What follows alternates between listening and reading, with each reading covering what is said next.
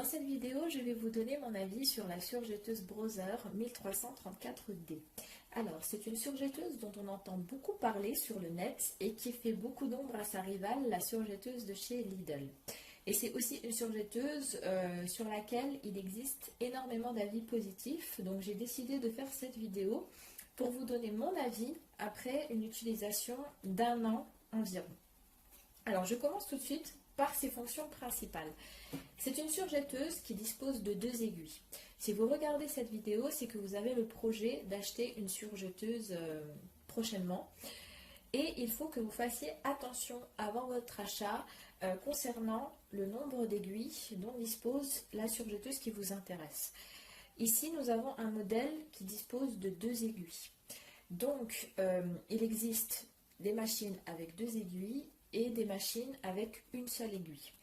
Alors, quelle est la différence? C'est qu'avec une surjetteuse qui dispose de 2 aiguilles, vous pourrez faire un surjet à 3 fils, un surjet à 4 fils, alors qu'avec une surjetteuse qui ne dispose que d'une seule aiguille, vous ne pourrez faire qu'un surjet à 3 fils. Il existe un autre point que vous pourrez faire avec cette machine, c'est le point ourlet rouloté.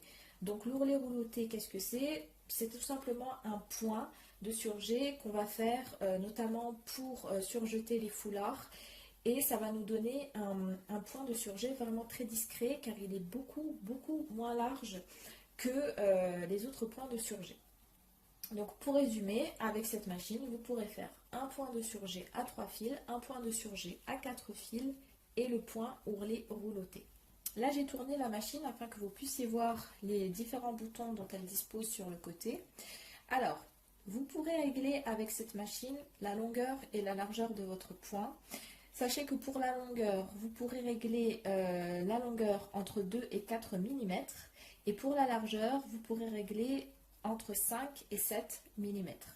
Vous pourrez également faire l'ourlet rouloté. Donc l'ourlet rouloté, lui, a une fonction à part. Il suffira simplement de mettre le volant sur le point rouloté. Vous avez également le bouton qui règle le rapport d'alimentation différentiel. Donc là, vous pourrez régler ce bouton entre 0,7 et 2. Donc en général, il est souvent sur le 1. Ici, les réglages prédéfinis sont 1, 3 mm pour la longueur et 5 mm pour la largeur. Enfin, le dernier bouton, c'est le bouton qui va vous permettre d'activer et désactiver le couteau pendant votre couture. Sur l'autre côté, vous avez tout simplement la prise de courant, le bouton interrupteur qui va vous permettre d'allumer et d'éteindre votre machine, le volant pour pouvoir descendre et relever votre aiguille. Et ici, vous avez le petit levier qui va vous permettre de lever et de baisser votre pied presseur pendant votre couture. Alors, on revient sur le devant de la machine. Sur le devant de la machine, vous avez 4 boutons qui vont vous permettre de régler la tension de vos fils. Sachez que sur cette machine, vous pourrez régler votre tension entre 1 et 9. Et enfin, cette machine dispose du bras libre. Donc le bras libre, qu'est-ce que c'est? C'est tout simplement pour vous permettre de faire des coutures tubulaires, par exemple des manches, des bas de pantalon. Donc ça va vous permettre, en retirant cette petite partie de la surjetteuse, de faire glisser votre tissu correctement. En fait, il va tourner très facilement. Donc quand vous allez coudre une manche, ça va vous permettre tout simplement de faire glisser votre tissu et de ne pas coudre le tissu par exemple sur lui-même. Vous avez également ici une petite vis qui va vous permettre de régler la pression de votre pied presseur. C'est-à-dire que si par exemple vous allez coudre des tissus très fins, ça va vous permettre en fait de plus appuyer votre pied presseur sur votre tissu afin que votre tissu soit correctement pris dans les griffes d'entraînement. Alors ensuite, concernant les accessoires qui vous sont fournis avec cette machine, vous avez une housse de protection. Vous avez une paire de pinces, donc il me semble que ça s'appelle les pinces Bruxelles, si je ne dis pas n'importe quoi. Donc cette petite pince, vraiment, elle ressemble un peu à une pince à épiler, mais ça va vraiment vous faciliter la vie quand vous allez enfiler votre surjetteuse. Ensuite, vous avez des filets de protection que vous allez mettre sur vos bobines de fil. Donc là, on vous en fournit 4, vu que la machine, vous pouvez mettre 4 bobines de fil dessus. Ensuite, ce que vous avez ici une brosse de nettoyage. Ensuite, donc vous avez des disques blocs bobines. Vous avez ici une clé. Donc cette clé, c'est pour dévisser votre machine quand vous allez changer vos aiguilles. Aussi, Brother nous fournit un jeu d'aiguilles. Ce que j'ai vraiment apprécié avec la marque Brother, c'est qu'on nous fournit un jeu d'aiguilles de marque. Pour toutes celles qui sont très cultivées dans la couture ou les couturières assez avancées, vous devez connaître la marque Schmetz. C'est vraiment une référence dans le domaine des aiguilles de couture. Et j'ai vraiment été très surprise de voir que on m'offre un jeu d'aiguilles de marque. Alors, c'est pas des aiguilles qui coûtent très très très cher, mais c'était quand même une belle surprise parce qu'on nous donne vraiment de la qualité et ça représente vraiment cette marque. Je trouve que voilà, tout ce qu'ils font, c'est vraiment de la qualité et ce qu'on vous donne, même en accessoires, ça reste des choses, ça reste vraiment des choses de très bonne qualité. Alors ensuite, Brother vous donne un manuel d'instruction, donc jusque-là tout est normal. Mais ce livret d'instructions, il est vraiment complet. Donc moi, comme vous pouvez le voir, j'ai fait ma bonne élève. J'ai surligné ce qui me paraissait vraiment très important. Donc du coup, ce manuel, il est vraiment très complet, très agréable à lire. Vous avez des codes couleurs, vous avez de la couleur dans les schémas. Vous savez, ça change des manuels que vous recevez des fois qui sont un peu en papier journal, noir et blanc. Ça donne vraiment pas envie de le lire. Là, vraiment, pour l'avoir lu, je peux vous dire qu'il est vraiment très clair. Mais ça ne s'arrête pas là parce que Brother, en fait, vous fournit un DVD d'instructions pour votre machine. Et je pense qu'ils fournissent un DVD pour toutes les machines à coudre qu'ils vendent parce que j'ai déjà acheté d'autres machines à coudre de la marque Brother et il y avait toujours un DVD et je peux vous assurer que le DVD c'est vraiment le détail on va dire plus parce que ça facilite énormément surtout quand vous devez enfiler la machine. C'est vraiment très détaillé donc c'est un DVD je crois qui dure à peu près 20 minutes mais il est vraiment très complet. Là, nous allons faire un petit test ensemble afin que vous voyez le travail de surjet de cette machine. Alors, je suis sur un tout petit bout de tissu et je suis sur un point de surjet à 4 fils.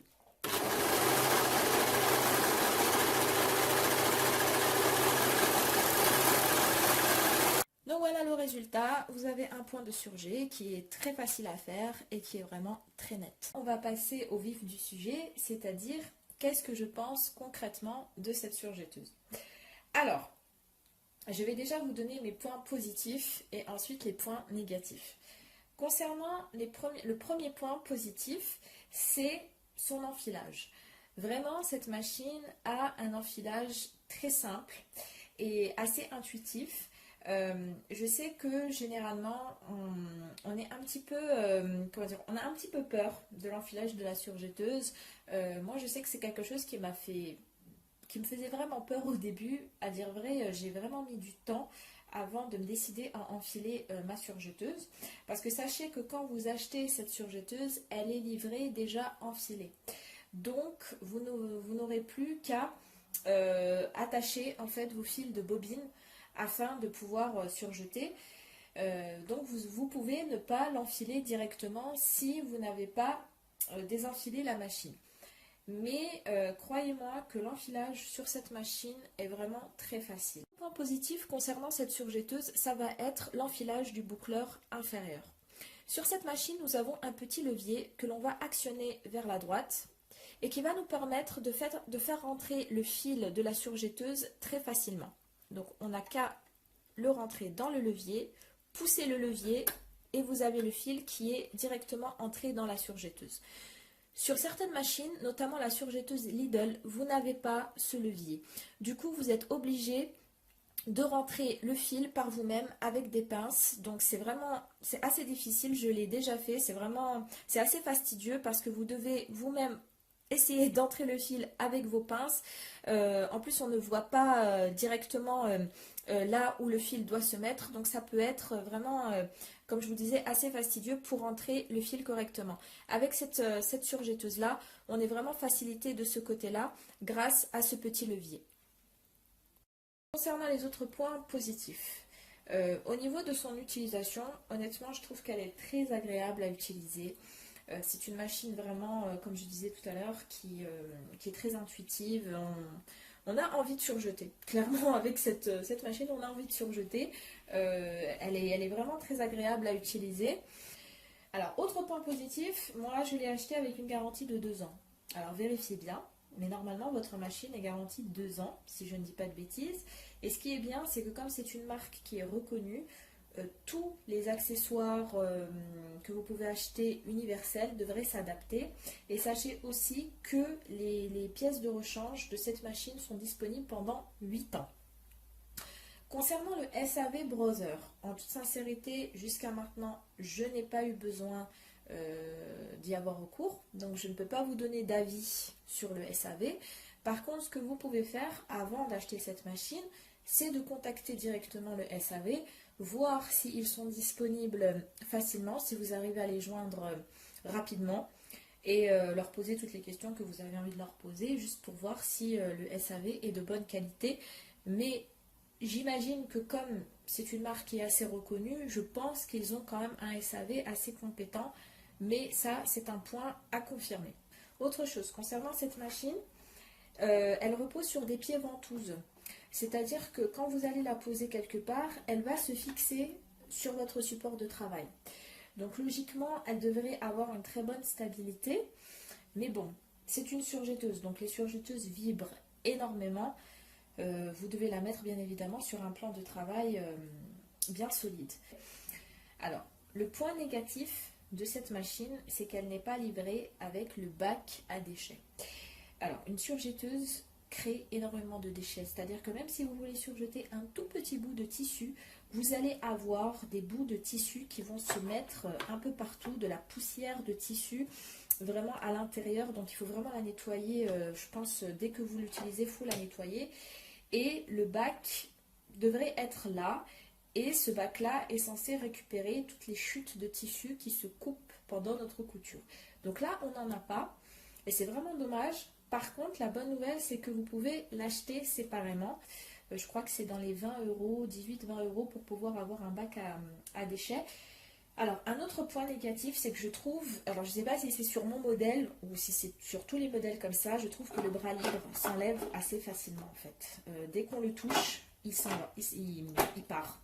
Donc, j'ai pas trop compris pourquoi. Je ne sais pas si c'est spécifique à ma machine ou si c'est toutes les machines comme ça. Après, je ne l'utilise pas, je veux dire par là, il part pas non plus trop facilement, mais voilà, si vous le touchez un peu, hop, il part.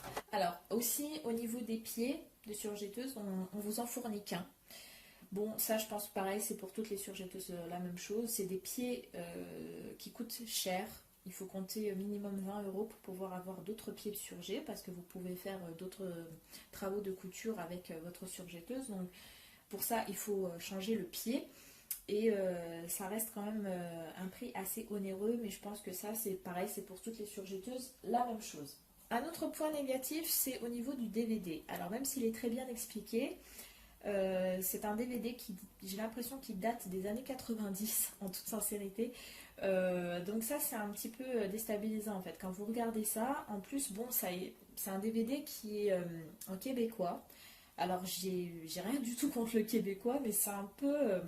ça fait un peu bizarre en fait de regarder un manuel d'instruction en vidéo et avec l'accent québécois.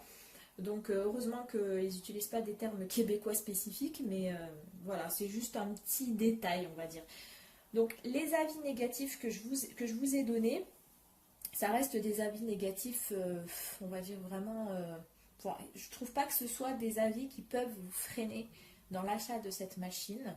Moi, si demain on me demande quelle surjetteuse je conseille, je dirais directement la Brother 1334D sans aucune hésitation. C'est une machine que vous pouvez utiliser pour tous vos travaux de surjet.